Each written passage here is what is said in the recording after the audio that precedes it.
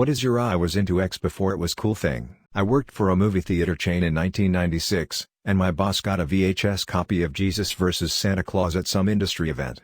We watched that video a dozen times and laughed our asses off. About 6 months later South Park debuted on Comedy Central and we were very excited to see it had been picked up. I had an ASR Model 33 teletype and an inexhaustible source for rolls of paper and punch tape. Ink ribbons were a problem, but I had an endless supply of ink cartridges for some IBM printer that I could break open and spool onto the bobbins. I also, through a weird series of coincidences, had online access to a few services like Telex/TWX and a couple of remote computer systems where I could interact and/or execute programs. So I was already very immersed in a computing and networked communication scene long before home computers were a thing. I'm very grateful that the journey made it possible for me to get the kits and the parts and the know-how to build my first S100 bus machine. Oddly enough, it's because I was into amateur radio that any of this stuff crossed my path in the first place. Good times. Ah, now that you mention it, I'm remembering it. He got teased a lot for it. But he had to play that solo so many friggin' times, at so many competitions, that I personally found it very forgivable.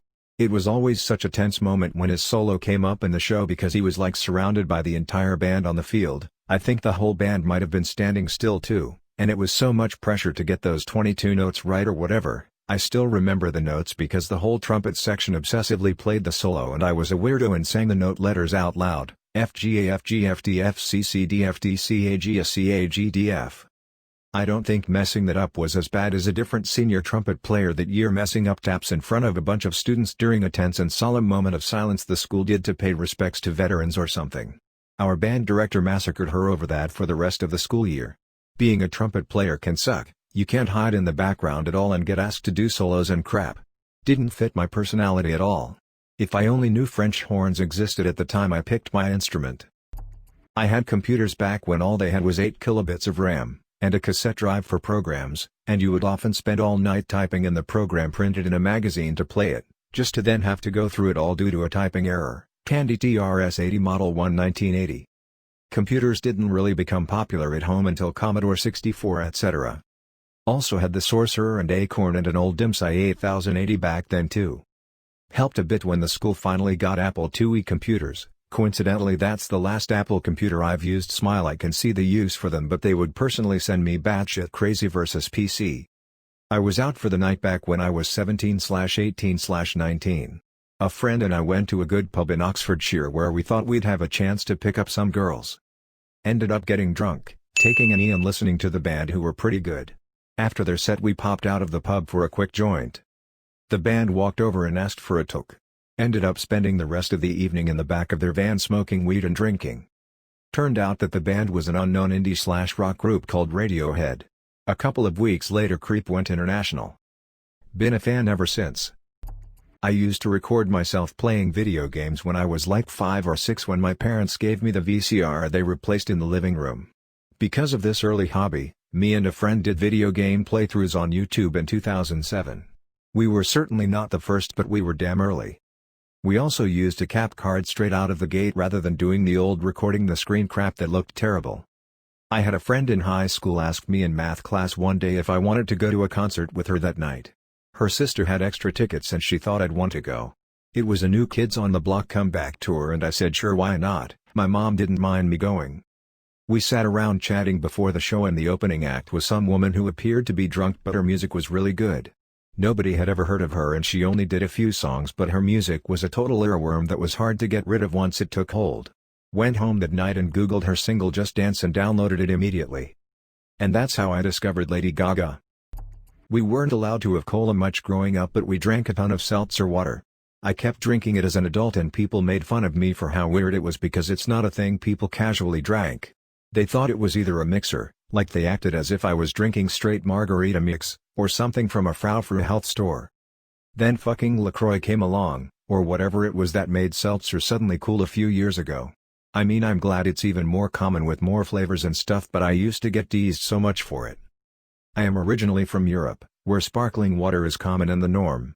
Kept drinking it after I moved to the US, tried to introduce friends to it in junior high school and they all thought it was weird and tasted funny. Now it's everywhere and I'm so happy. I don't have to go to little European specialty shops or settle for club soda anymore. Same exact thing happened with Nutella. In Europe, kids aren't raised on PB&J, but on Nutella. New Americans who refuse to even try it. Now it's huge Macron / Macron. When I started college in 1993, the first real big party I went to was a sorority party with a band. I was there before they went on, and when I saw they had a saxophone set up on stage, I, having played alto sax in HS, set my beer down on the stage in front of where the sax player would be. They wound up being really good live, and a few weeks later the Dave Matthews Band first album came out, and I bought it first day. I'll never forget taking that CD home at Christmas break and playing it for high school friends who said, "What the fuck is this shit?" The next year they all apologized because they were all into them once they got popular. I saw them a few times, but after they got super big I really didn't like any of their new material and quit listening to them. The last time I saw them I remember seeing Daisy Fuentes outside the theater interviewing people after the show and had a feeling they were about to be a big MTV band. However, from time to time I'll hear an old tune of theirs and will remember when I thought they were very cool. Sperry's. Mind you, I was not your basic, preppy white boy but a dark-skinned Mexican, with no sense of style. My mom heard these were the next fashion item and bought the shoes the summer before they blew up. Throughout the year, middle school got made fun of for my poor people shoes. I eventually got so frustrated and threw them away. August comes around and on the first day of school everyone is gassing each other up about their Sperry's. Even if I went back and bought or even found my old pair, I would have been teased for copying their style. I watched Avatar: The Last Airbender when it was running live as an adult and people gave me shit for watching a children's cartoon. Edit: since this comment is receiving a lot of attention, I want to talk about Lake Laogai. The term Laogai comes from Lao Dong Gai Zhao, which translates into reform through labor, were actual Chinese forced labor prison camps. Anyone who was seen as a counter-revolutionist by the Chinese Communist Party were sent to Laogai where they are forced to produce goods that get exported to the West with all the profit going to the state. The camps also served to reform political and ideological thoughts of prisoners to line with the Communist Party's ideology. While the camps are no longer called Laogai, they still exist as prisons today. I was reading Harry Potter from day one. I remember how this happened so clearly. My dad's birthday landed on the same day that the book was released in the US, September 1, 1998, and we got him a gift certificate to Barnes & Noble, among a few other things.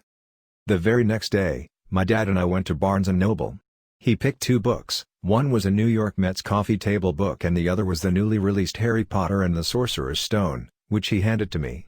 There were stacks and stacks of them on a display table right at the front of the store. He mentioned that he had read an article about how good the book was a few weeks prior, and that it would be releasing in the US soon. We were in the store for all of 5 minutes. I read the first 2 chapters on the way home, and was immediately hooked. I swear I read that book a dozen times before going to the midnight release of Chamber of Secrets the following year.